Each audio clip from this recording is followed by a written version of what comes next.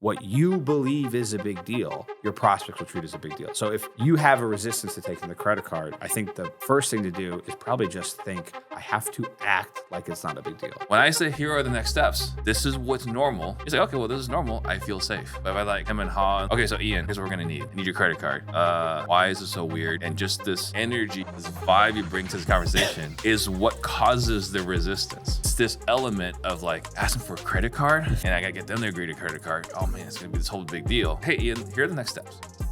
Welcome everyone to the Close More Sales podcast.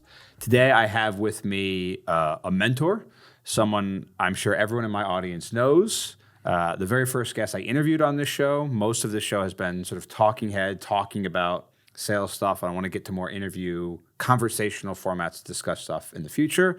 So here with me is Steve Trang, host of the Disruptors podcast, real estate investor, co-owner of a bank, shiny object syndrome entrepreneur, father, husband, the second best sales trainer in the world, and most importantly of all, trumping all that, my friend. Before I even introduce Steve in terms of asking him to speak himself, why listen to the show? What's the point of it all anyway? The purpose of this show is to inspire sales professionals and entrepreneurs to push themselves to grow, achieve unimaginable success without burning out, and ultimately transform their lives. I'm Ian Ross. I am obsessed with all things sales. I work with teams across the world at this point to make more money by asking better questions. I believe that sales is the lowest barrier with the highest possible ceiling for entry towards financial freedom. And so it's anyone who can have a sales role, if you can have conversations where how well you speak determines how much money you can make. You're in a sales role. If you'd like to get better at what you do, that's what this podcast is for. So if you'd enjoy this show, drop us a like, subscribe on YouTube, do all that jazz that all the young kids say. Leave a review where you listen to podcasts. And also share this episode with others, to quote someone I know, so we can all grow together. Steve, welcome to the Close More Sales podcast. Thank you. Do I get at least like a, they call it cryon? Was it the very bottom, lower third? It's a second goat? Yeah, the second greatest of all time. Second goats. Yeah. Thank you. Everyone likes to celebrate second or third place, so it's an important thing. Sure. So Much esteemed. what I have to go over today, specifically something I thought would be of interest to my audience, which I basically wanted to discuss with you, advanced sales tactics. Mm-hmm. I wanted to go over some stuff that I'm sure you've heard me talk about or had other people ask you in detail, but in a way where we can openly discuss it, you can critique it, you can add your own color to it, you can say how you think about things differently. I think that would be useful to my audience. Yeah, and then this is kind of the conversations that you and I actually have. Yeah. Once, twice, maybe 3 times a week. But like, hey, I'm thinking about this. Hey, I read this. Hey, I'm trying this. That no one else really gets privy to hear those conversations. It's part of the reason I wanted to do this podcast with you is because I'm aware that people who maybe not as much obsessed with sales and the nuance of language as me, because I'm a special being in that sense, but people who are trying to get better, trying to improve, taking their sales skills and the language they use to get someone to want to take action seriously. I know the stuff we talk about is advanced and in depth, and it would probably be valuable for people to listen to. So that was the goal of going over the podcast here today. So for the audience, if you'd like to make sure you can say everything we say on a follow-up call, so you never have to say, I'm just following up or I'm just checking in ever again. We have a template we give to you completely for free. Text follow up. That's 2 words to 33777. So that's a key point for those of you listening. So what I want to get into, what we'll cover today, Steve, I just want to go through a list of ideas, tactics, thought process around sales conversations and get your take on it and just sort of discuss it back and forth.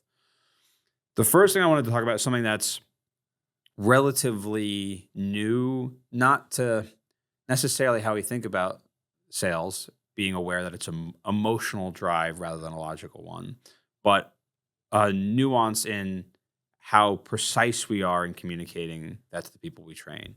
Meaning this idea of the language that your prospect gives you, I think is an indicator of how emotional they are. Yeah.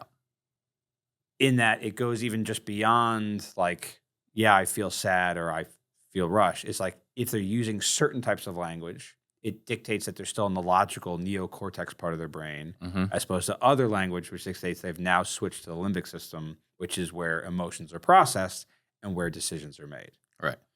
So one of my favorite things I wanted to push back on right away, because I've seen this with so many other sales trainers, is when a prospect says, I need to think about it, which is probably one of the most common objections in all of sales, Yeah. especially probably a good salespeople, because they don't even want to get told no, so they Mhm. get told, let me think about it. Right. So many people train on this idea of what do you have to think about? Mhm.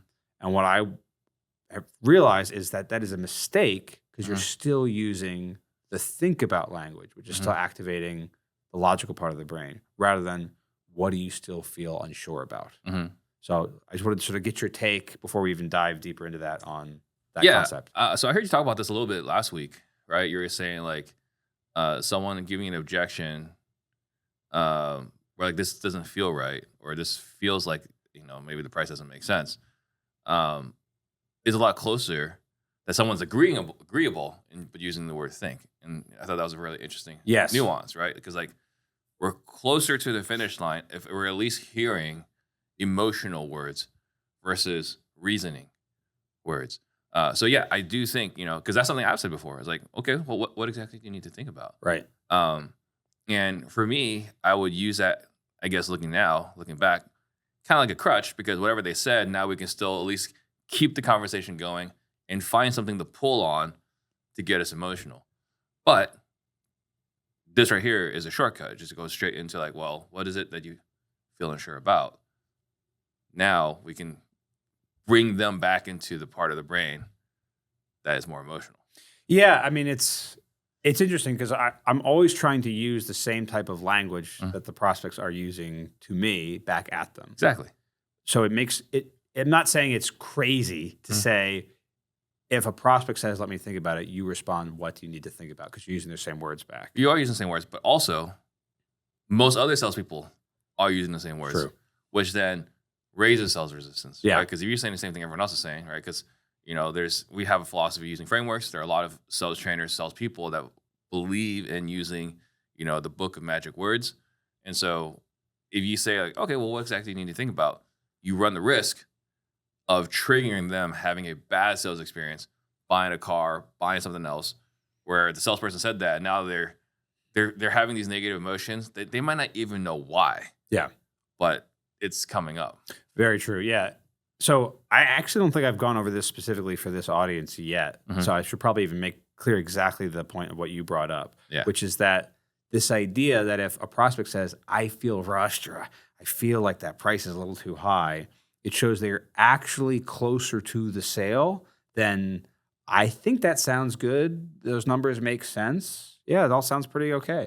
Even if it sounds like they sound more agreeable. They sound more agreeable to what you're saying. They're revealing being farther from making the decision. Yeah. So they are closer to the yes. They are also closer to the no. There's a distinction. They are still closer to the no, but also so many salespeople don't actually want to. They know this concept in theory, but they don't execute on this concept, which is that a no is the second best answer. So many salespeople would rather, I need to think it over, than the no, even though the logical part of their brain, they can parrot that belief, but they have such happy ears when they hear, I need to think it over, they get excited. Well, I mean, I think the human ego, like, as good as anyone is, we still have elements of like rejection still hurts. It's just how little or how much it hurts depending on how strong your ego is, right? Sure. Like you could be, Trump, where like everyone hates you, and it's like, okay, right? Or you could be a person who's newer and you're two months into this. Like every no is extremely painful. Right. And so you'd rather I need to think about it, even though we all know that a no has a greater chance of turning into a yes, that I need to think about it turning into a yes. If you're newer, that it's so heavy that no that you get early in your career. It's also just, it's true that the no is also probably closer to a yes because it's a decision. It's also just being efficient with your time on top of all that, like to make sure you're spending your time appropriately rather than getting stuck in the endless follow-up game, crossing your fingers that they'll change their mind later and you can never get a hold of them again. But I think that goes back to experience. True. Yeah. Right. And not everyone. I mean, if you're on your own doing this, like that's kind of where I was for a long time. Like I had a mentor, but he was doing his thing. I didn't realize that I was wasting so much time. Right. But then as you get further along, whether you're networking, you're watching this podcast, you're in our coaching program, you start realizing, oh my God, I am losing so much time on this prospect. So I try and reiterate that point as much as possible, which is that because I am highly aware of this now that I have 2 kids under 2 as well. It becomes more clear than ever. My time was not precious when I was 24. Right? Yeah. Now, how I spend my time really matters because I've got other ways I could spend it besides work. So every second wasted on something that didn't have a chance to return on investment for that time infuriates me. Yeah. Even to this point, I mean, we talk about the idea of people don't want to have a hit to their ego. I was actually quite upset just yesterday, and it bothered me all night. I had to go for a long walk. I walked for like 6 miles last night because it was the first day I'd had 2 sales appointments with people who I felt were qualified, like who objectively seemed qualified. And I didn't get either one across the line because statistically my close rate is over 50%. It drove me nuts that I couldn't get either of them across the line, even though both of them gave me very agreeable, like one of them has a follow-up time within a couple days. The other has a follow-up time longer than that. Like everyone's like, I need to get the money together. I want to do this. But I've done this enough now. To me, that is more annoying than no, I don't want this. I would rather no, I don't want this or some aspect of this so qualification. Just cross it off. I can just cross it off. Yeah. Because to me, that's a failure, and I still have to spend more time, even though statistically I might still get it. I'd rather than no. I don't know. Well, I think that might be as a salesperson because there's multiple different personality profiles.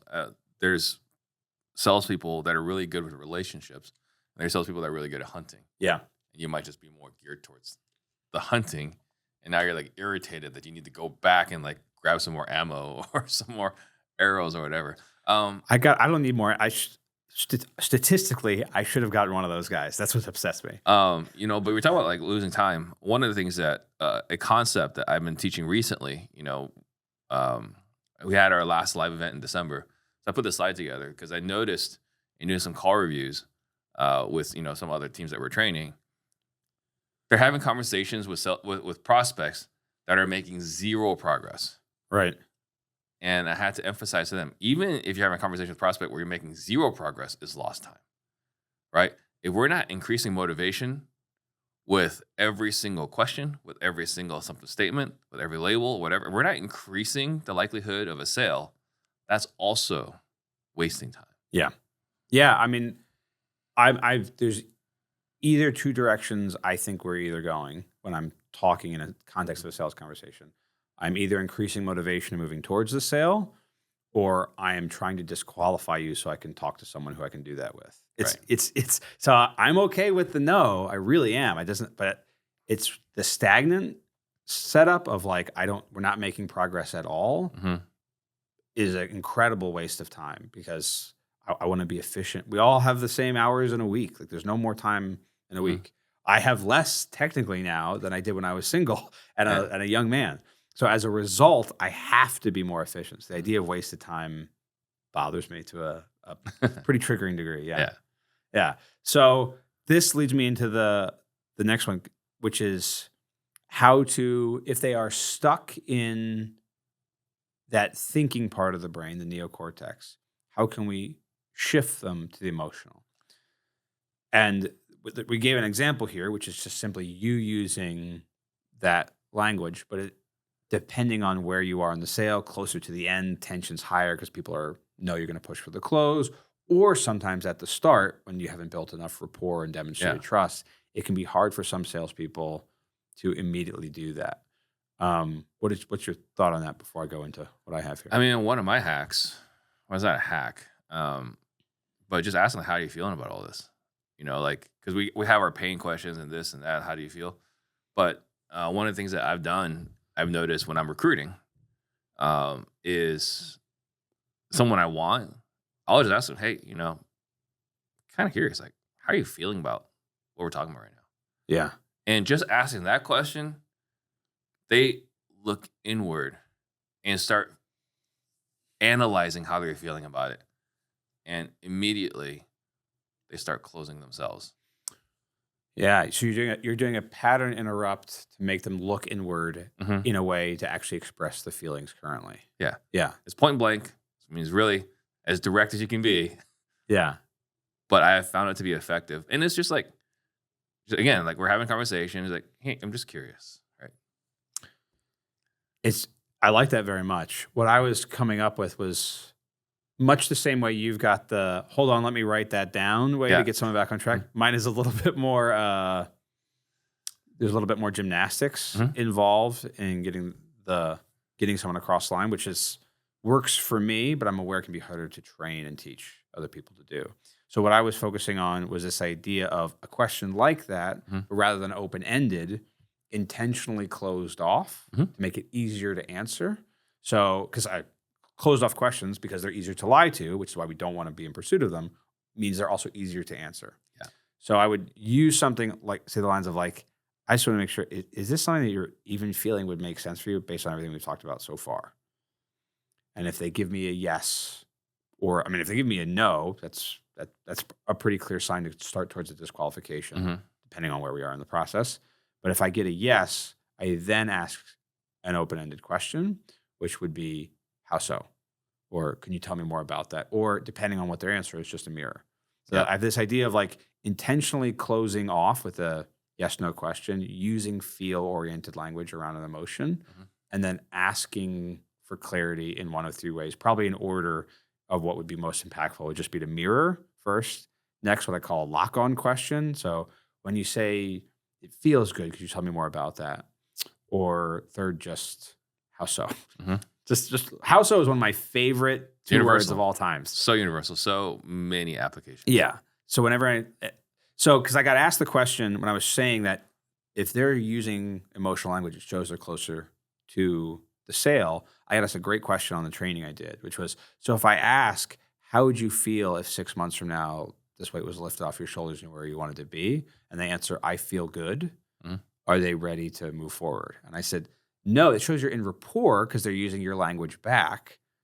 But just that quick, they're just responding with your language. It didn't come out of them that they chose emotional language. They just basically parroted your words, which showed your rapport. So then I would go, feel good? Or how so? Or when you say you feel good, could you tell me more about that? Something about that to get them to then verbalize, but just you kind of, in this case, you're kind of shortcutting it with just how are you feeling right now? Yeah. Yeah. Interesting. Okay. Yeah. I just wanted to sort of talk about that, but it's a really, for those listening, it is a really powerful concept to understand. I'm kind of almost calling it like the hidden sales matrix of like, we have a sales process we're moving someone through. The hidden matrix that if you can see it, but everyone else can't. Like Neo at the end of the matrix realizing he can see the code, which is that if they are using emotional language or vivid imagery around that language, chances are they are closer to making a decision than if they are saying something that seems agreeable but sounds detached or analytical. Right. So I really like this differentiation concept because I have not actually heard this talked about. I've never heard this anywhere else. Else in sales. Like I said, we have these conversations in the hallways. Yeah. It's weird, but we love it. We geek out on it. It gets me excited every day. This is what I geek out on. Yeah. Okay. The next thing I wanted to go into, unless you had any further thoughts or anything to say about that. I mean, I'm thinking I'll probably do this like maybe once a month or something like that. So, there was something else that I actually had an epiphany yesterday in a different coaching call. If you don't mind me just kind of. Go ahead. And it kind of goes into elements of saving time. There was a person, they were talking to a guy. This is a call review yesterday. They were talking to a prospect who is selling the house because it's his mom's house, his mom passed. Right. And they're like, oh man, like, I'm so sorry to hear about that. Like, what's going on? Like, what happened? All this other stuff. And I commended them for being more human than me. Right. Like, hey, that's great. You're demonstrating empathy and sympathy about the situation. But in my opinion, and this is just an opinion, right? This is not like, this is the way it is. Just my belief is that if we're talking about pains we can't solve, then we're spending time on pain that's killing our appointment, right? So like, you can't bring his mom back to life. Right. We could talk about like how his mom passing has left him with a situation with the house, and he has to deal with this. He has to deal with the funeral, has to deal with like the siblings, and it's like, let's talk about all that stuff. All right. And we could spend 30 seconds like, man, I'm so sorry. You know, like it must be awful. I can't imagine it. Like, do all those things. But then like having a further conversation about how much you miss your mom, I was like, we can't fix that. Right. Yeah. So like you're losing time on this call. I completely agree. And I had never thought that spending time on that pain is hurting the sale. I just view it as stagnation. Right. Which we talked about at the start is kind of losing the sale. Stagnation is the worst because you're losing time. Yeah, it's because this gets brought up. I was talking to someone who's a coach, and an early script she paid a ton of money for to get someone to sign up for her like executive coaching. Had they said, hey, gather all the pain they're in. Mm-hmm. And it was just gather as much pain as possible, just nonstop pain, because pain drives urgency and drives emotions. Right? There's books that say find pain, right, and then that's it. But it didn't make it clear. Like you don't need as much pain as possible. I actually think you only really need 3 pain points at most, as long as like selling to you if it's an asset or buying from you if you're selling something solves that pain. Right. You don't really need more than 3 because you can go deeper into the implications of any pain that they bring up. But as long as you actually solve it, that's the right pain to bring up. So it's like, there's not enough focus on that idea, which is, to be clear, the very reason people pay a high price for things is the idea of understanding the value they get. Verbalizing the pain you solve is the easiest way in a closing question or to push someone towards actually taking action to demonstrate the value, because it actually solves these things. Right. So it not only are you spending time on the wrong topic, which wastes time if you're not talking about pain you can solve, talking about pain you solve is enhancing your value when you're actually trying to go for the close. Right. Yeah. Yeah. But once you have a product that you can bring someone back to life, then let's talk about how much you miss them. True. Yeah, of course. Once we have that, then we're once I'm rich. selling, that I don't think we'll need to do podcasts anymore. We can sell the elixir that brings people back from the dead. Speaking of elixir, the next thing I wanted to bring up for you is like, it's an imagery that you've pushed back on when I brought it up, as it was grimaced at a 2-day event, which is this idea of, in the flow of a conversation, every time you ask a question, because it can take effort for that person to answer, it's almost like casting a spell. It's almost like, I used a spell. And this nuance of when you recap back what you just heard in a way of like your understanding of what's important to them, what they say, with like an actual summary, how they feel or felt, or also some aspect of their identity, which is the more nuanced thing. If you can say that back in the recap, it's almost like taking a mana potion to be able to cast more spells. Yeah. So this is another concept that is uniquely mine that I've talked about in the sales conversation. I hadn't heard brought up anywhere. What are your thoughts on, other than the way it's conveyed, seeming slightly nerdy, though sales is currently mostly a male profession, and most males of the generation in sales have probably played a video game at some point. I thought it was a smart analogy. What are your thoughts on that? I'm filming this video for the man himself, Mr. Ian Ross. The guy crushes. The guy's the best person in sales I've ever seen. I've invested elsewhere and I haven't got the same results. I've gone from being a seller, making 5K a month, to being a hybrid role, making 11K a month, to now be 4 months down the line from 5K to on a closing opportunity, inbound, full calendar, with the best opportunity, the best offer in my space. OTE is around 20K a month from month 2. So I've gone from 5K to 20K. If that's not a return on your investment, I don't know what is, man. If you're a salesperson and you don't invest in sales training, you're gonna get left behind, because your job is to be better at sales. And sales training directly makes you more money. My name is Lance McCann. I have recently switched sessions with Ian Ross. Those conversations with Ian has made me $50,000 in the past 2 deals that I've had. I was able to go back and renegotiate the original purchase price on one deal, and I saved $40,000, and I got another $10,000 off my other deal. Let's call Ian, give him a chance. You won't regret it. If you like what you just heard and you'd like to have similar types of results, similar success, Text CLOSE, CLOSE, to 33777, and we'll see if you qualify to join Advanced Sales Mastery. We are taking people from good to great. Yeah, I mean, I think so. The idea is every time we ask a good question, we're casting a spell. Yeah. And then recapping is refilling the mana bar. Right. Yeah, I mean, I think it makes a lot of sense. Particularly, you and I are going pretty hard into Milton Erickson, Right. and everything he's talking about as far as hypnotic and inducing trances, right? So I think like this is something that requires the question is not necessarily trance inducing, but we're literally casting something onto them that's forcing them, requiring them to take a moment to think about, and again, evaluate what's going on here. And it takes energy from them. But yeah, I think the giving us the risk we run of asking a question without recapping, without refilling the mana bar. Yeah. I think it's a great point because we need to asking a question for the sake of asking a question to gather more intel is fantastic. I don't think that's really taught enough either. But the recapping to refill the mana bar in that we're building trust. I don't really hear anyone really talk about that as much either, even less so. Right. And I think that the part where we're recapping is why they trust us. Right. Exactly. Right? So me asking quality questions demonstrates to you I'm a professional. I know what I'm doing. I'm competent, right? Me recapping demonstrates to you is like he gets me, and now I feel good that he is qualified to help me. So it's not just you're a professional, which is step one, but step two, he's the professional for me. Right.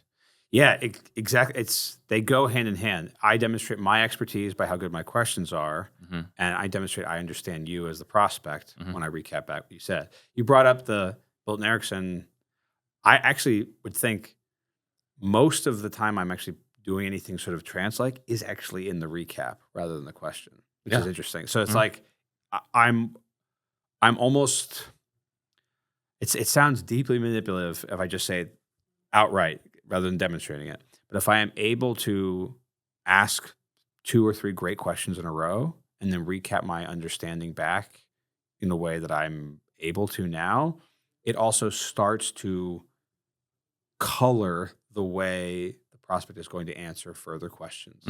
It goes hand in hand. It's like I'm basically putting them in a trance in what I say back, and then that helps guide, like incrementally, not suddenly as if I was waving something in front of them in hypnosis, but it starts to, our brain waves are probably operating on the same level. We're starting to connect deeper, and they feel like they trust me, and they're just in the moment. They can lose track of time. Yeah. They start to feel emotional. Like I tend not very often, and it does bother me when it happens because it's rare, have trouble having someone using emotional language at the end of the sale. And part of that is because I'm always throwing recapping back in that says, you probably feel like I've been thinking about this for a while. I know I need to take action on this, but you still feel like what you invested in before didn't get you the results you wanted. And the way I just did that, like they're really responding to, yeah, I didn't get results I wanted. That's right. They're giving me a that's right. But I've also just included emotional language in the recap. You feel like, so they're already thinking, I do feel that way rather than I think like that. And then, even though I know I need to take action on that, I'm always burying little things like that just completely is filling up their subconscious, but their conscious brain isn't even. Right, completely miss it. Yeah, they completely miss it. They're just going, yeah, that's right, I invested and didn't get those results. And I always say, doing that one time doesn't win you the sale. Doing that consistently, incrementally over 45 minutes is very, very powerful. Yeah. Yeah. I mean, the ability to have them feel like you get them is we're talking about a high ticket sale, whether you're selling a high ticket product, a service, buying someone's house, any of these things, it's a large dollar transaction. And if they're not feeling like you get them, which is kind of like an identity sale, it's going to be a lot harder for them to pull that trigger, sign that contract to work with you. Right. Yeah. And it always comes back to one of the most important concepts in neurolinguistics programming, which is mostly influenced a tremendous amount by Milton Erickson's techniques, is this idea that people pay more for identity than utility. Mhm. And so if you can include identity either in feeling congruent with who they feel they are right now or in pursuit of who they want to be, Mhm. they're willing to pay way more for that identity than simply the utility of what they get. And we cover a lot of this in our training anyway, of Yeah. talking about people aren't living in the cheapest house or Mhm. driving the cheapest car, like wearing the cheapest clothes. There's always an aspect of identity in everything they do. Yeah. In fact, this got brought up yesterday. I said to someone, because he was like, I don't feel like I know that's true, but I don't feel like that's true for me. So part of me wants to fight that. I brought up like, part of the reason you fight that is because you have an identity of someone who prioritizes utility Mhm. over identity. Mhm. And you feel pride in being the person doing that. And he burst out laughing. He's like, you're absolutely right. My Yeah. identity is that it's so important for me to not care about identity, Mhm. that I care more about utility. He realized I was right in how Yeah. calling it out. Like, in a way, he would almost pay more to stay congruent with that identity, even if it costs him in certain ways, Yeah. because he has to have that identity. It's like the iPhone user, right? Like we have to pay to be out of, what was it, a nonconformist. Right. We'll pay more to be a nonconformist, even though everyone's doing it. Yeah, exactly. Yeah. Exactly. Cool. Okay. The next one I got is something that's very recently I talked about, I think just last week. And I think we touched on this in our conversation a little bit, maybe even just yesterday, which is this idea of this, you can present information in like an either or, and the order with which you do that matters. Yeah. So for the example, to have this make sense for the audience, we were talking about if we were trying to, and because most of Steve's training is currently focused on people who are acquiring properties at a discount. But we're using that context a lot here, at mine as well, honestly. So that focus would be if someone's saying, I might go with my sister who's a real estate agent. Mhm. I was coaching people who were saying they were using language like, oh, if at that price, we're not going to be a fit for you. But I can recommend Mhm. a different agent, or, oh yeah, if you're going with your sister who's a real estate agent, like I can't do the price she could do, but yeah, you could go do that. Mhm. And I thought it was really important to talk about basically saying the same thing. Mhm. So I'm considering an agent, or I'm considering this higher price, Mhm. and say you can get that price, or you should go with your sister first, and then your differentiation afterwards. By starting Right. with the positive, you don't start with a denying or giving them a no, Mhm. but you then present yourself as an alternative. And Yeah. you had a interesting perspective on this. Yeah. So, because you brought this up, and I was like, I was kind of confused at first when you brought it up, right? Because like what I'll say is entirely dependent on what I'm given in the scenario, Right. right? Like if they're saying like, well, I want as much money as possible, then my default is like, great, go get as much money as possible. Like don't let me get in the way, right? Like you got the time, the money, energy, you got a contractor, interior designer, real estate, like go for it, right? So like that's kind of the direction I'll go. Like you deserve to get as much money as possible. Like don't let me get in the way of that. And they're like, but I don't have the time, my energy. Like, oh, well then, we're generally in that plan A. I mean, maybe even plan B. Like we're kind of insurance policy. Like, we're the people that homeowners call when they need their house sold now, right? But I don't mention the price. I just say like that's the consequence, right? So that's one scenario. But if it was a situation like, hey, look, I appreciate you coming over. I appreciate you talking about this, but I got a realtor. I got a brother-in-law as a realtor.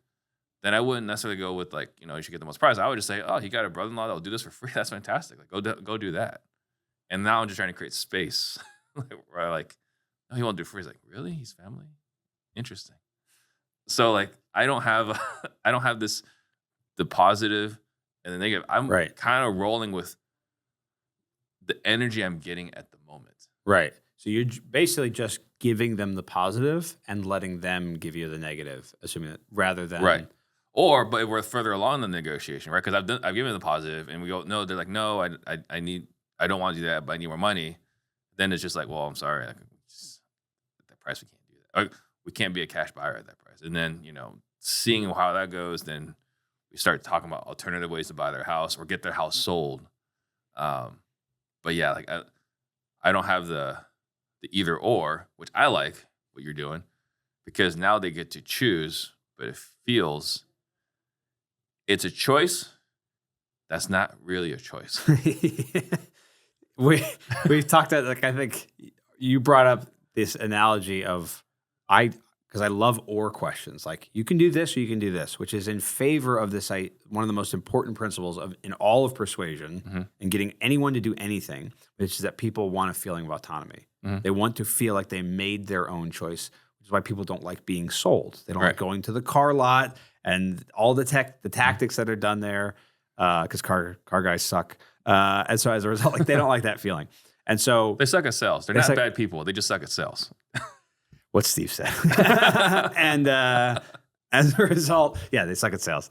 To me, that I put too much value in sales ability. All right, you suck at sales. You're just a bad person. He's just a bad person, inherently, obviously. No, of course not. So it's just it's like saying that for any role. Like, they'll hire. It's the joke I always tell about insurance is that if you can breathe onto a mirror and it fogs up, they'll hire you to sell insurance. Car sales is kind of the same thing. Same thing with the realtor. Right, yeah. So the differentiation here is, like, I'm trying to give two choices. So they keep that feeling of autonomy. The way I present the choices is putting my thumb on the scale, or sometimes even a magnet under the scale when we're looking at the number, and then it makes it so unlikely that they will pick that other thing. Because I'm also trying to, there's a hidden context here, which is, let's just say it's a price thing. Let's say, hey, I want, to be specific for the audience, let's say they say, I want $500,000 for my home. And because that's the Zillow market list, and would make sense, and theoretically, if they were to go with a realtor. Instead of just saying, I can't pay that price for cash, but I could recommend a realtor or something like that, or anything negative up front, or even what you're doing, which is that, oh yeah, if you want that, go with the realtor. My way of differentiating would probably be yeah, you can absolutely probably get close to $500,000 if you went with a realtor and, made any changes they suggested and went through the 6 months of waiting on market and did that whole song and dance. By the time people come to us, it's usually because they wanted to skip that process and that headache, and they're aware there's an adjustment on price because of it. And letting them feel like they're picking between. Sometimes I will include a question or a statement after that if I feel like they wouldn't open up. So I might be like, I don't know if one of those sounds better to you or not. Or if you had to pick between that, did one of them sound a little bit more ideal? Because I don't want to assume. I'm always trying to be like, hey, you can get eaten by a shark, eaten alive by a shark, or you can get $1 million. That's how I'm always trying to present the options in their subconscious, but ultimately they're making a choice. I'm not actually forcing them with yes, no questions or no, you need to do this. It's their decision, even though I said that path is thorns and bears and wolves and, like, I guess you can do that, but it does fall off a cliff. Or here's a path to the Four Seasons where they'll put a scented towel on your face. The choice is yours. Yeah. Well, and the key here is that the choice you want them to go with is the second choice. Right. Because there's a way, naturally, humans, we like the last choice the most. Exactly. But anyone with a toddler will be familiar with this, that if you're trying to make, do you want pasta or chicken for dinner? The statistical likelihood that they will say the second thing you say is pretty obvious with little kids. It's still obvious with adults too, often. Yeah. It's funny because a lot of stuff we do in sales, right, with the takeaway, the pull away, it's the same nonsense we did on the playground. Right. Right. $5 says you can't climb that wall. Right. All right. It's the same exact thing. We just sound a lot better. We sound a lot more sophisticated now. But it's the same principle, because it's principles that you wanted that kid to climb the wall. You had to get him to climb the wall, and that same emotional tug that gets someone to want to take action, even though they might have to do a little more song and dance to get someone to do it. The same pull on the heart is happening. Yeah, it's like I know. I mean, I just go back to, like, this is drinking, hanging out with friends. Is like, hey, like, I know I know you're a really good climber. I know you do all these things, but I don't really think you can climb that wall. Yeah. I just don't think it's possible. It's like, you can't. It's like, I don't know. I mean, $5 says you can't. And then it's just, again, a more polished version of, I bet you can't. Right. It's true. What's also happening in how I'm in my giving those two choices, though, is by the very nature of them saying, I don't want the 6 months and the fix up and the wait and go through that song and dance. What's happening covertly, not overtly, because they're saying, I want that I want your process, is underneath that, it implies a different price. So they're not even saying, I want less. They're saying, no, I want that process. But because I just tethered the price that was $500,000 to a process that said they didn't want and said ours is an adjustment on price, there's a micro commitment to less. Yeah. Right. So it's not an overt commitment. It's happening in the back. And again, requires multiple things for someone to get reoriented around less price if they were logically fixed to a higher amount. And in the way I've been doing this, it's been more along the lines like, so Ian, it sounds like you're trying to get as much money as possible.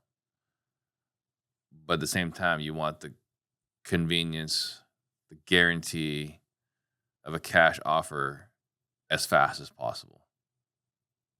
How am I supposed to do that? Where then again, they come to the conclusion like, oh yeah, I can't get those things at the price I want. So I have to give up price, or I have to go this other direction. But there's no like leaning. It's just like, which one do you want? Right. It's just, how am I supposed to do that? And for me, it's not about directing. It's more highlighting what they're asking for is unreasonable. Right. You need to be more, what's the word I'm looking for? Pliable in their desires. Yeah. So it's interesting because it's like, even though yours is technically more open-ended, they get to verbalize it. Yeah. Way more open-ended. Way more open-ended. It also does imply that it's unreasonable in the nature of being open-ended. I'm trying to actually not even say what you're saying is unreasonable. It's just a process you don't want to go through. All right. So like I'm trying to avoid them even realizing it's unreasonable to give them that negative emotion, but by the very nature of continuing the conversation. So sometimes I'll make a statement like that and then pull away. I don't know if that sounds well for you, or if we should even continue this conversation right now. Yeah. Then. And by the very nature of choosing to continue the conversation, it's starting to say that the price is different without them going, oh, I'm not being unreasonable. Just, in fact, so I'm keeping them in where, hey, that's reasonable and this is reasonable. The choice is yours. Yeah. Well, I don't want that. Okay, I guess it means this. I'm trying to get, it's just a different. And I think flow. the thing is like, there's nothing we're saying that it's your way or my way. Right. We could start with your way and later on go with my way. Right. Right. Like there's no like, yes, it's exactly. one or the other. No. Because one of the things, so we did a role play yesterday for a different client. And one of the things they noticed, because we were doing a role play where like, you're probably not going to buy it, right? Like there's not, the circumstances would not make sense for them to sell to a cash buyer. But in the role play, I mean, I was going at it for like, I think 10 to 12 minutes, going all these different angles. And his comment to me was like, you're just willing to stay in the box longer, right? Like you're not just going to end the appointment. I was like, no, like I'm going to keep going until they tell me like to stop. Right. So I will end the sale. I'll talk about how great their options are, why they don't need us. And then I'm just going to keep saying all these different things to the point where either I'm going to find something eventually to tug on. Yeah. And once I got to grab them something, now I'm going to keep tugging. Or they're going to say, look, Steve, like, it's over. Just get out of my house. One of those two things is going to happen. Yeah. This gets brought up a lot when I role play as well, that I say like, you're still asking questions about this. You just didn't give up. You stayed in the pocket and then found another string to pull on. Yeah. And I give the example of, I think it was maybe not the first, but one of your installment purchases where the homeowner was considering a different option. Yeah. That was higher. And in the process of disqualifying, I try to make this point. Your thought process is not, boy, I hope I get this sale now. You're saying, this is how, if I have to leave the home, I run through these steps. In the process of kind of trying to end the appointment, you still committed to the process rather than just going, oh, I guess I can't do it. No, I'll verbalize and run the process and give the prospect a chance to let me know if there's an alternative, and said, I guess there's just no way we could ever work together if we're going to be lower than that other offer. Yeah. And she corrected you and told you a way you could. Instead of other people go, oh, I guess there's no way I can do it. And they just leave. Yeah. And they don't give the homeowner the chance to be the hero of their own story and come up with the solution themselves. Yeah. I think on that one one offer was at 210, the other was at 215. And I was talking to her, I was like, knowing that I couldn't pay more than 200, like, as we were talking about this, like, I don't see any way we can work. There's like, I can't think of any reason why you would take less for your home. It's like, oh, there's a reason. It's like, oh, great. What is that reason? So yeah, like we were able to lock it up because I told her there was no reason and she found it for us. Part of what you're comfort, because you were not immediately comfortable enough when you were having sales conversations with these homeowners to do something like that. Initially, no. No, initially, no, right? It's just like, because this gets brought up a lot with a lot of the questions that I ask, which is like, how did you get comfortable being able to ask that question? Because so many people in sales or people having sales conversations are afraid to say that because like that would lose the sale. And I'm a big believer in giving the prospect their own objections so that they can overcome. Like, if I have a concern, if I think early on that this person's not going to have enough money to pay for my thing, so many salespeople go like, I'll cross my fingers and hope. I hope they'll find it. I hope they have enough money. And almost as soon as I realize this is an issue, I'm bringing it up as an issue. And like, as soon as you were thinking, I don't know how I can do that, you told them, I don't see any way you could do that. And then they corrected you and told you how. Yeah. What are your thoughts on how so many salespeople are afraid to actually say the thing that not saying is costing them the sale because then the prospect doesn't get to be the hero of their own story? I think there's a few different things. I think the first one is, experience, right? Like at first, it's like, if I do this and I lose a sale, it's going to be a problem, right? So I think the first thing is experience, especially if there are quotas to meet. Yeah. Now you got to go back. It's like, I didn't get the contract. Well, why didn't you get the contract? So like, first one is the quota thing. The second thing is something you can do about, hopefully you can do something about, which is having a great pipeline. Nothing solves, so we say sales solves all problems, right? One of the best ways to solve any kind of sales problems is having a great pipeline. You got a great pipeline. You don't need this sale. The power of not needing this sale is so attractive, right, for our prospects. Like the fact that you don't need this sale is like, God, like what's he doing? How do I work with him, right? So I think the power that A, knowing that this helps, but B, when you got a great pipeline, you can be completely emotionally detached. And now you can say whatever when you're not emotionally attached to the outcome. Yeah, I talk a lot on this podcast about not just conveying, but embodying non-neediness. Like if you can actually embody non-neediness, so many more things fall into your lap. Right. If you can exist in that space kind of at all times, I think a lot about something I heard from Lance Armstrong, which now that he's like back in podcasting, even though he's slightly disgraced still in terms of the American public, but like back in it, is he had this line, which is that I went through life for forever and still kind of do, just assuming everyone's going to say yes to me. Now, that doesn't mean assuming you're going to get every single sale. I actually go in assuming it's just my job to get a yes or a no. But I also think if this person is closable, I will close. I think that every single time. And if not, I don't need this. I don't need to waste my time on this. Right. Even if I'm hurting financially in that moment, I embody that at all times, which actually gets me better results because you are inherently compelling and appealing if you assume things are going to work out and kind of convey that neediness. So you were talking about like actually make it happen. I'm just telling salespeople, just embody it as best you can, regardless of your pipeline. You'll actually get better results anyway. Yeah. One of the things is act as if. Yeah. Act as if is so powerful. The other one people say is fake it till you make it. That's not so great. It's not as ideal because it Same implies other things. Same conceptually, but your brain does not process it the same. No. But like acting as if you're rich and you're a closer, that will convey in an appointment. Fake it till you make it, that doesn't really work as well. No. Fake, because by the very nature of, we're talking about like being specific with our language, by the nature of faking it, you don't believe it. Right. The reason I think acting as if is powerful is because if you actually believe, people say yes, you believe you can close every deal. You believe it, that colors the way you feel, like your thoughts about external circumstances. Like, oh, that guy didn't have them. Like, that guy was no good anyway. He never would have closed. Yeah. It's not me. And if you have a feeling about that, that you don't beat yourself up or whatever, then because of that, that will dictate also how you act.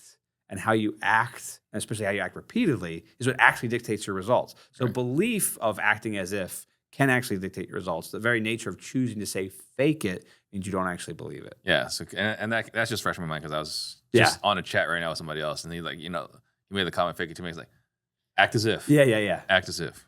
Yeah, definitely.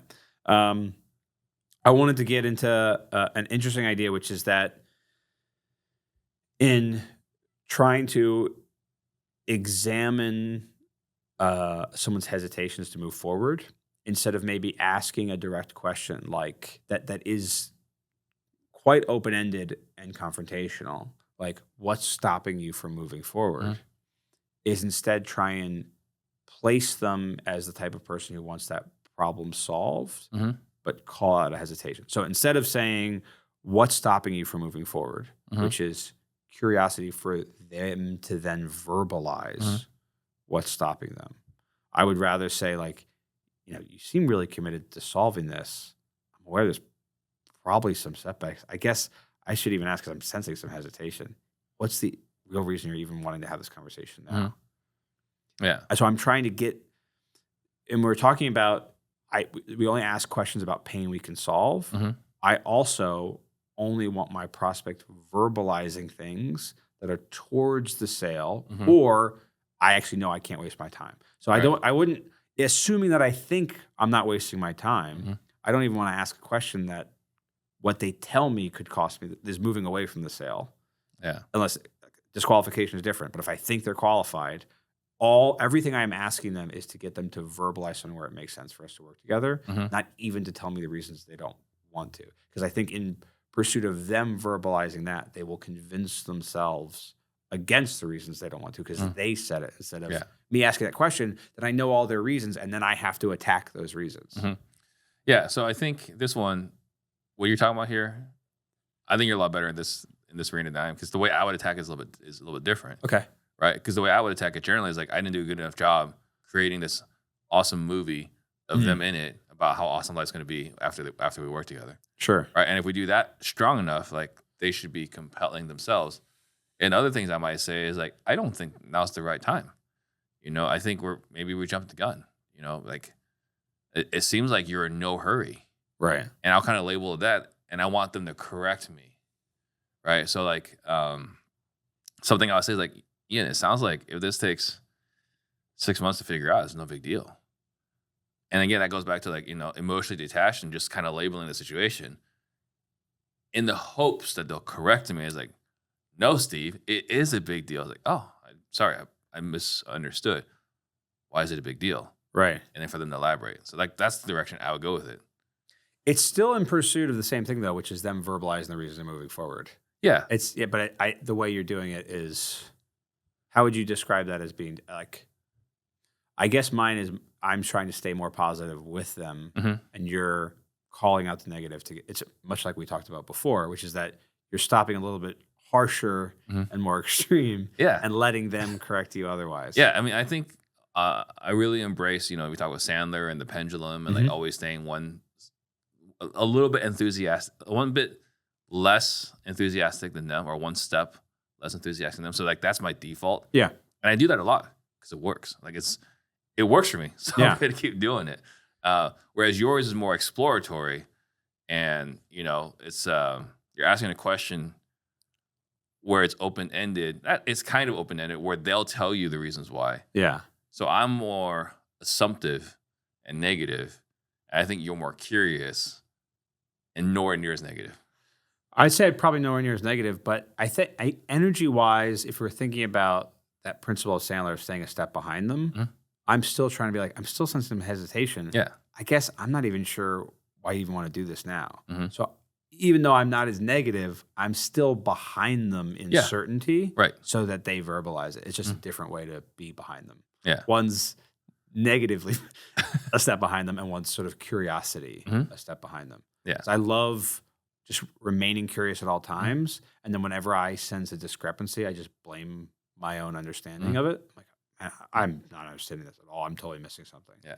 And then they are illuminating things for me, and they get to be the smart one in trying to explain what's really going on. Yeah, because I think the instance where you're saying like I'm sensing some hesitation. For me, I would use that when I hear a counterfeit yes.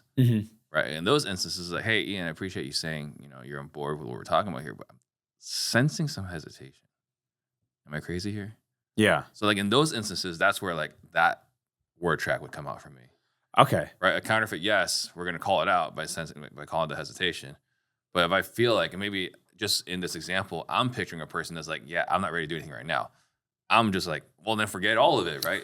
Oh, no. So to be clear, I'm saying that if someone's like, I think this sounds great. Oh, okay. So then I was looking at a prospect. A prospect is like, this looks great. I'm ready to go. It's like, I might ask something along the lines like, I'm curious, like, why now? Like, what's going on? It's like, if someone's like, I'm ready to go right now, it's like, I'm curious what's going on. Like, why are you interested right now? Just so they can tell me why now is important. Yeah. So you're okay. Yeah. So I think maybe just in my head, the example you were giving, I was thinking of a person that's like, nope, I don't need to do anything. Then I would go like super hard, like, oh, okay, sounds like 6 months. Is that gonna be a problem? Right. Yeah. It's very interesting the difference, because I think for many of the listeners, it will seem very, very similar, because we're talking about very specific nuances. Because it's still the same general type of flow, but for people who do it all the time, we're more noticing the differences. Yeah, because I'm sensing where your energy is, and I want to just be one step less. So in the example you're saying, in my head, they were why like, now? They were neutral, right? But if they're like giddy and ready to go, I was like, well, hang on, before we do this, like, I don't understand, like, what's going on? Like, why did you even reach out to us? Why does it have to be right now? Well, to be clear, what I just said, even though they were saying something that was affirmative, the language they were using implied logical thinking, so I'm assuming it's neutral. So if they're like, yeah, I mean, I'm thinking this sounds pretty good, I'm like, I'm still sensing some hesitation. Am I totally off base there? Yeah. Because they're using language that shows they're not feeling. And so it like becomes this other hack that, because I'm sort of seeing that they're not ready to make a decision, what they're likely to tell me is, this sounds great. Let me run the numbers, and let me talk to my partner real quick and see if we can do this. That's what I'm expecting. Yeah, and I think part of this too, right, is for some of the people that are not as familiar with it, I think Neil Rackham talks about happy years. Oh, yeah. Right? Like I've been guilty of this. It's like, oh, they're ready to go. Let's go ahead and sign this up. And then we move so fast, and they're like, well, hang on, let me just check a few more things. Because we were so agreeable, because they were such a hot lead. Yeah. And then the happy years, you were saying, like, you know, they're saying, I think for you is flashing yellow. Yeah. It's proceed with caution. But for most people, yeah, I think this sounds pretty good. I think we're good with it. Most people take that as like they're right there. Right. No, You're taking that as flashing yellow. Exactly. In fact, I think yellow is even worse than red. So to me, yellow is the worst possible color, because the caution, because at least red I understand. Like no is fine. Yeah. I like this and I need you to follow up with me because I like it is hell for me. Purgatory. It's no purgatory. man's land. I hate it. Yeah. So I'm trying to overcome that, but they have no idea. Like them will be like, "What do you mean hesitant?" You know, like I'm always but I'm behind them because I'm trying to create the feeling of certainty in how they verbalize what they want to do. That's my thought process there, is that I'm hearing and the last time I had happy years, I thought I'd gotten rid of my happy years. And then it was a couple months, I think it was November, I had happy years again with a client who, qualified, everything. Like they told me like, I absolutely want to. Like, this is such a thing. And I was like, all right, I'll believe you.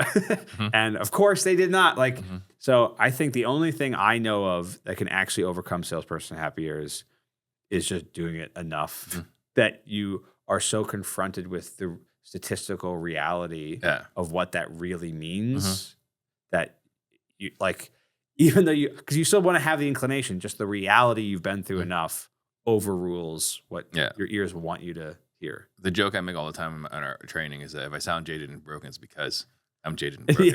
Yeah.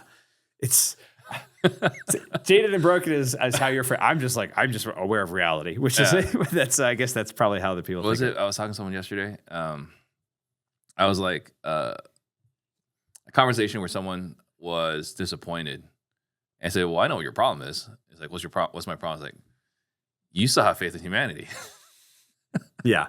Right. Whereas I've lost all faith in humanity, and so I'm pleasantly surprised all the time. But like when bad things happen, it's like, well, okay, that's. And I'm generally an optimistic person. I just don't hope things will go right. I set myself up so things will go right. Right. Yeah, we were talking about acting as if and having the belief that people say yes to you, but it's also, I believe that before I'm actually in a real circle. I can just believe that as a general vibe at all times. But I think when it comes to the specificity, I'm just assuming people are lying. Well, it's just a thing. Yeah, distinction. I expect that I will perform. Right. And I expect you will lie to me in a sales conversation. Right. Like those are the expectations. Okay, yeah, got it. Right. So I expect you to lie to me, but I expect a good outcome because I expect myself to perform. Right. When it's time to perform. Yeah. So it's what we talked about. It's a self-belief for your ability to overcome the realities of the world kind of thing. Yeah. I think I share that pretty much 100% with you. One of the last things I wanted to talk about was this idea of, it doesn't come up quite as much in how you go for the close in buying houses, but very much the sort of like being assumptive around next steps, especially around the close. So this got brought up yesterday when I was on someone else's podcast who was a coach. I coached him on how to sell his coaching services at the end, which was super fun to do. And he was having trouble. His closing line, I told him, was literally, he ran a pretty good process he didn't set expectations in any way, shape, or form. So I gave him that. And then he's gotten better at asking questions and then not actually coaching in the moment because he had made that mistake before. But his closing question was, I told him, I was like, I think this is literally the worst closing question the worst thing I've ever heard at the end, which is, so let me know what you think. It literally had a, what do you think? And a let me know later what you think to close in it. And so I gave him a new closing question and I was helping him with that. But when we got to so do I send them a link? I said, no, have them sign up right there. Well, how do I do that where they are comfortable or I feel good internally being on the call? Because otherwise I feel like, well, give me your money and then we're off the call. Yeah. And the advice I gave to him is to genuinely have a reason after it, which is what you were in pursuit of, which is to schedule the first session. But you can't actually schedule the session until they've paid. Yeah. So I'll send you the link. You can click, because rather than taking the info over the phone, he sends a link so they can click it. And then once that's clicked, let me know, and I'll open up the calendar, look at the session. So it becomes this assumptive thing, which you can also then say all the time, hey, the whole goal is to schedule that first session. So you can be assumptive around the thing that you're going to do on that call, but to even do that, you have to get paid first. What are your thoughts just around that idea?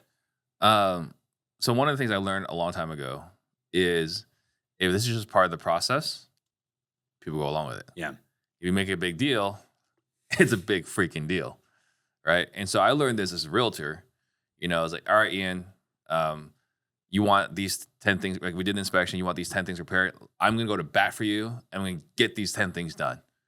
And then the listing agent is like, go to hell, right? He comes back, he's like, man, Ian, I know you want those 10 things. They told us 0. I can't believe this. I can't believe this realtor is blah, blah, blah, blah, right? And now you're angry about it. And now this whole transaction's gone to hell. Right. Right. But I say, man, Ian, look, we're going to ask for these 10. Realistically, they might agree to 1 or 2. Realistically. And so this is what we're going to do. And if they come back and say they'll do all 10, great. If they say they'll do 1 or 2, that's just the way it is. Right? Come back, realtor, and I'll talk to the realtor about hey, where are we, this and that. And then whatever they give me, hey, look, they were really upset, but I was able to get them to agree to 5. This is just part of the process. You feel good about it. I didn't make a big deal about it. Right. I said, hey, here's the process. It's this element of I can ask them for a credit card. I gotta get them. And then you get your own self-beliefs. Right. And I gotta get them to agree to credit card. Oh man, it's gonna be this whole big deal. I was like, hey, Ian, here are the next steps. So for us to get scheduled, all we need is your credit card. And once we have your credit card, we can go ahead and get scheduled for the onboarding call. And now we can get started, call and, whenever we schedule the onboarding. Like, oh, okay. When I say here are the next steps, this is what's normal. He's like, okay, well, this is normal. I feel safe. Right. But if I like hem and haw and like, okay, so Ian, here's what we're going to need. Yeah. I need your credit card. Why is this so weird? And just this energy you bring, this vibe you bring to this conversation is what causes the resistance. It's so true. I mean, this came up. This was very true for me in part of the selling solar process because we had to do a third-party call after we signed the contract. And this was like a VA in some other country, so they had an accent. People are already nervous about solar being a scam. Like, that's a normal thing anyway. And then I was so freaked out. I always made it a big deal. Like, all right, we have to do this because we have to go through this and answer yes to everything. If you have any questions, I'll talk about it afterwards. Like, it was like I made it a big deal.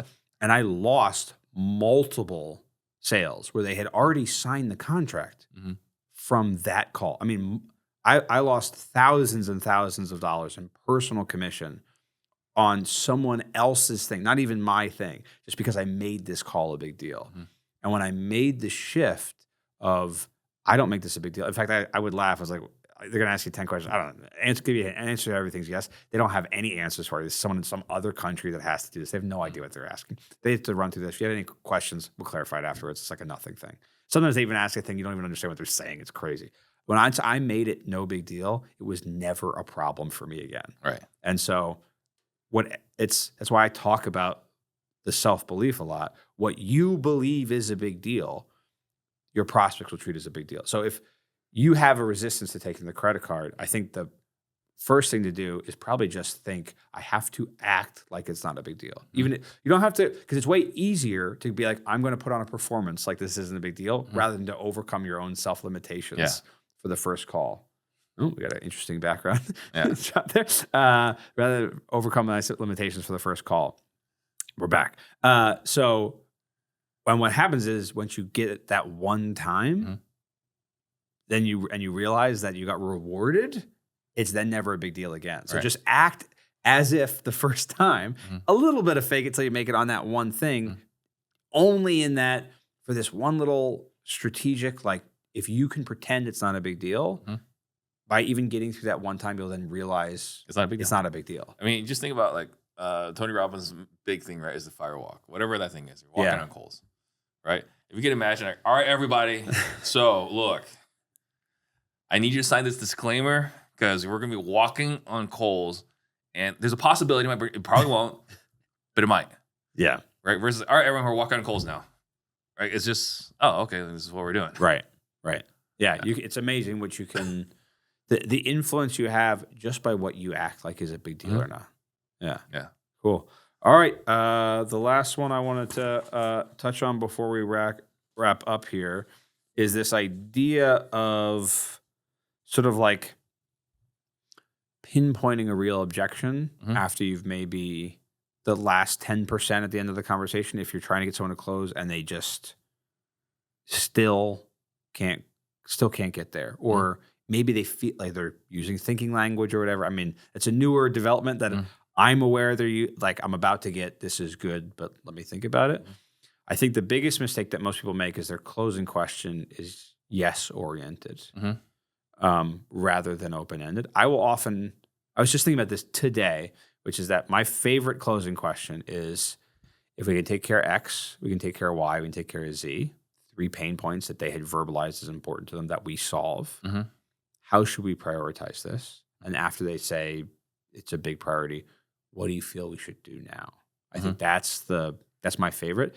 Though I'm aware that if someone is not yet good at sales, they might ask that question. They take too long to ask that question. That confuses the prospect because there's variables in it. Yeah, they don't say it concisely, and so by making it open-ended, the person go, "Yeah, no, I guess I'll talk to my brother and figure it out." By being open-ended, and so sometimes I say it's okay to go, if we can take care of X, we can take care of Y, and take care of Z. Do you feel like this is a priority? So intentionally close off, and then say, what do you feel like we should do now? Or something along those lines where you get open-ended to actually close, but you get a yes first, because if you're not good enough, the double open-ended can throw you off. Sure. What are your thoughts on that? I mean, I think it's good. For me, 'cause I think having them pick, it's kind of like going back to, when I was a realtor, like which house would you like to make an offer on first? And I'm like, oh, well, I mean, the 8 we saw here, or the 3 we saw today, I was like, I'll say this one, right? What I've always liked to do was reminding them of the rules we established beforehand. Hey, it makes sense for us to work together. It means we'll put everything in writing, right? So I remind them right beforehand, like, remember we talked about this earlier. Yeah. And then we go through like the inoffensive close, and it's like, well, what would you like me to do now? And they're like, well, you told me if I felt comfortable, this is what we do. It's like, well, okay, only if you're comfortable. Right. But like, I planted that seed when we started the appointment.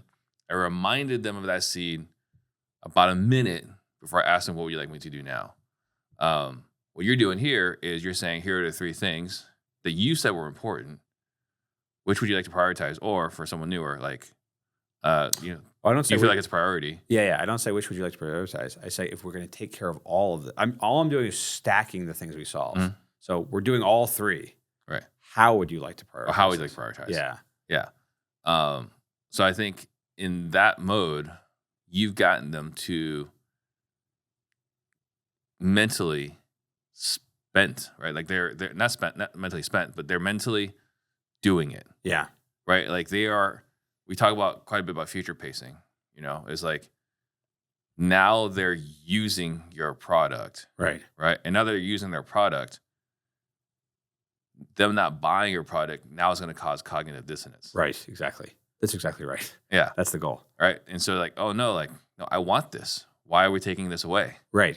So I think it's powerful. That's what I'm trying to do. Yeah. I will often, that your point about telling them what other people have done. Mm-hmm. I also like, I'm trying to be conscious about giving a little bit too much away, since many people on this who watch this podcast will end up being prospects. But like, there's an aspect of like, I mean, typically at this point when people thought it was valuable, they wanted to get started so they could at least go through the first thing and set up that next call so they could be on this at this time. I guess for you, if we can make sure that you can X, you can Y, you can Z, it's always how should we prioritize this? I like first person plural language. And that we're doing this together, and then what do you feel like you should do now? So it's like, how should we prioritize it? Well, and they don't say we. They say, no, I know it's a huge priority. And I go, okay, what do you feel like you should do now? I feel like I should probably sign up. Yeah. Because they've already experienced using the product. Right. And to say, well, let me hold off for a bit now, they now lose the 3 pains that they could just envision solving. And they lose that feeling they have that hurts who they feel like they are because they just had a moment of their pain going away. Yeah. It's like they were out in the cold. Yeah. And they walked into the cabin with the log cabin with the fire going. It's nice and warm. They've got their hot cocoa. They got their blanket. It's feeling pretty good. They're experiencing it. Right. And then you're asked, what would you like to do now? And like, well, I need to think about it. They're, in a way, walking right out. They're taking the blanket off, putting the hot cocoa down, and walking right out into the snowstorm again. Right. Exactly. They're choosing to walk into the snowstorm versus staying in the cabin. Compared to the single most common closing question I hear in wholesaling real estate, which is that if we can do this price, would you even feel comfortable signing today? And they're like, yes. And they go, okay, I'm going to send this over. And then they go, well, hang on a second. I got to run it by my sister, or let me think about this, or I'm feeling rushed. Or my attorney. Yeah. I got to talk to my attorney first. Yeah. I need some time with this.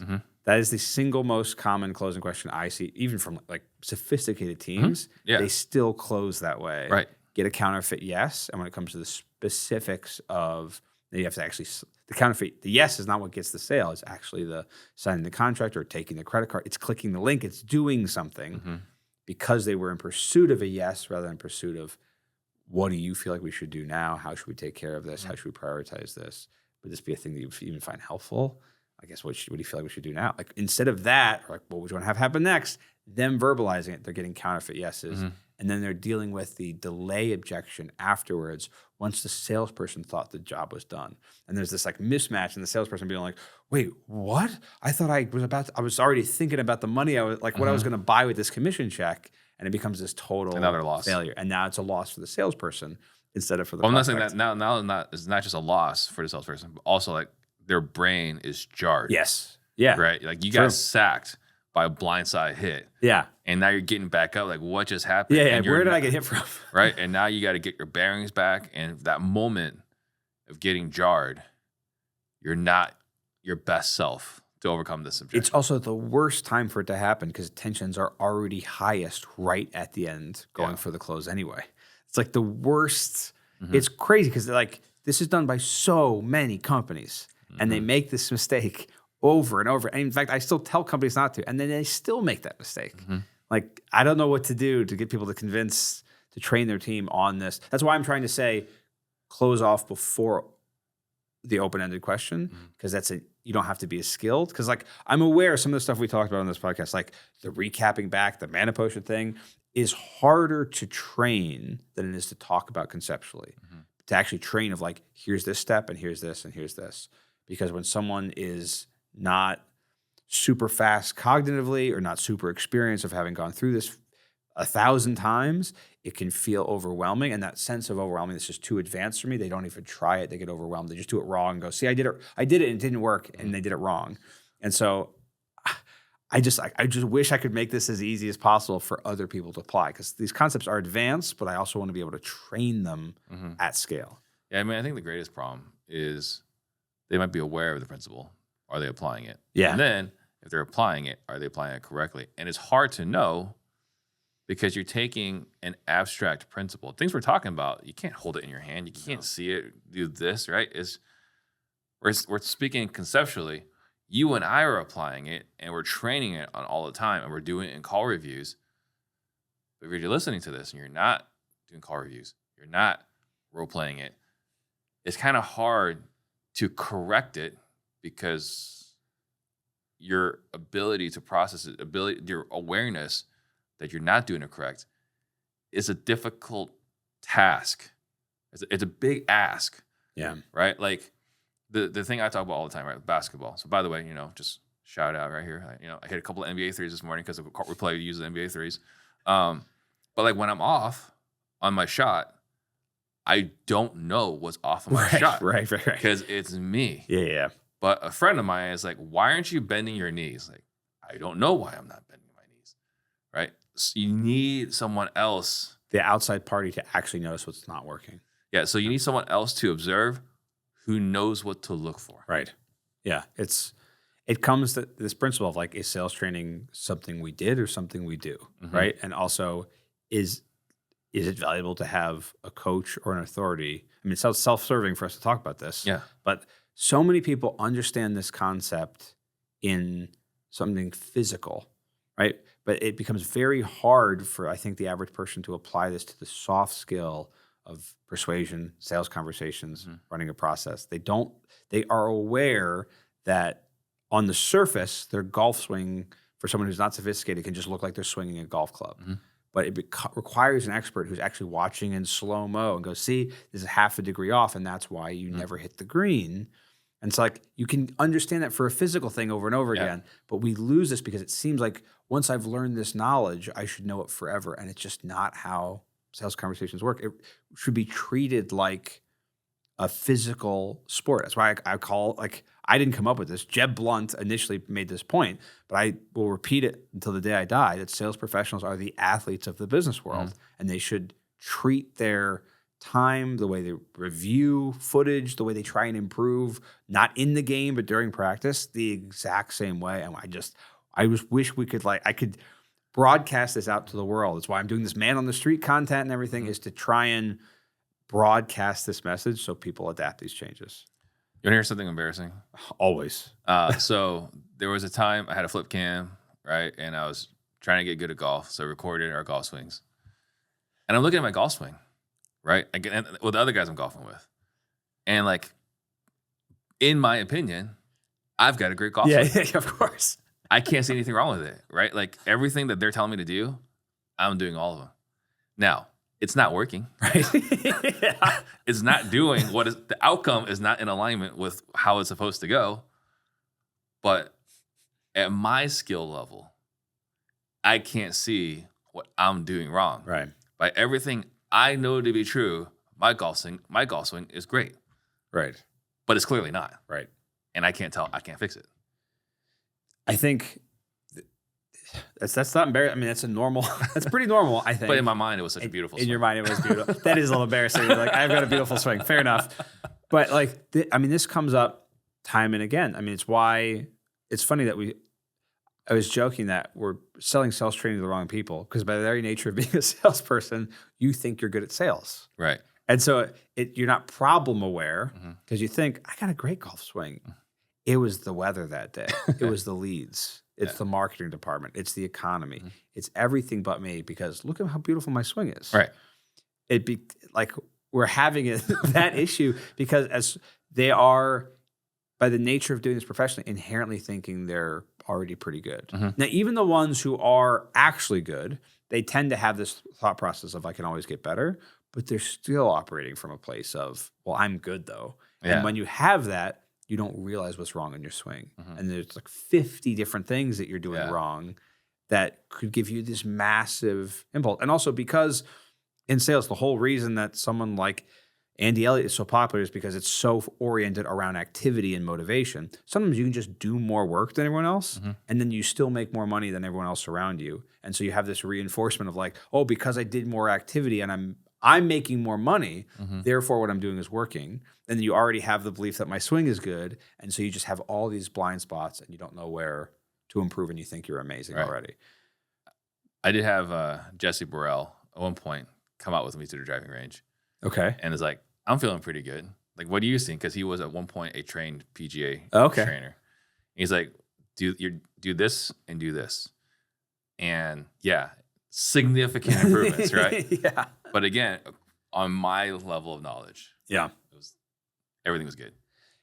A professional, having someone like you, someone like me, review the calls like, hey, when they said this, what was going through your head? When you said this, what were you applying?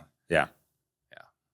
Well, that's all I really got to go through that stuff today. I mean, I always like to say that some of the stuff I talk about on this podcast, on some of these episodes, is the assuming you're already doing enough work to justify trying to get better. So I always say there's like 3 levers anyone can pull at any given time and how to think about it, which is like how much work you're actually doing, your skill set at that work, and your kind of mindset and fuel to actually either do more work or try and get better. That's as an individual contributor, those are the main things to focus on. And so some people can get stuck in the improvement loop and think they're always just trying to get as good as possible. They're really just not even doing enough work to justify being in sales in the first place. Once you are actually putting in a right amount of dials or knocks or whatever you're doing, having enough appointments, actually working a consistent 40-hour week, if nothing else, and you want to get better, that's usually when you can apply an advanced principle like recapping with a mana potion kind of thing, because the lowest hanging fruit is just doing more work.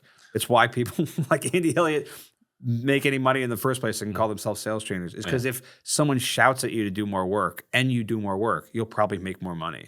But once you're sophisticated enough to be past the point of someone shouting at you to do more work and you actually want to get better, that's when the professional looking at your golf swing steps in. So anything else you want to give the audience before I wrap up? I mean, this has been fun. I know, something you and I talked about, coming on, just having more of these conversations. So look forward to future ones. This is good. Hopefully everyone is watching got a ton of value out of it. I hope so. Let us know if there was anything that you had heard that sounded new to you, sounded novel, or how you will apply it going forward. Let us know in the comments. Let us know in the review. It helps the algorithm, and we're trying to expand this out. It helps us know that people are listening and getting value. So I'm Ian Ross. Thanks, Steve. Thanks for coming on. This has been the Close More Sales Podcast.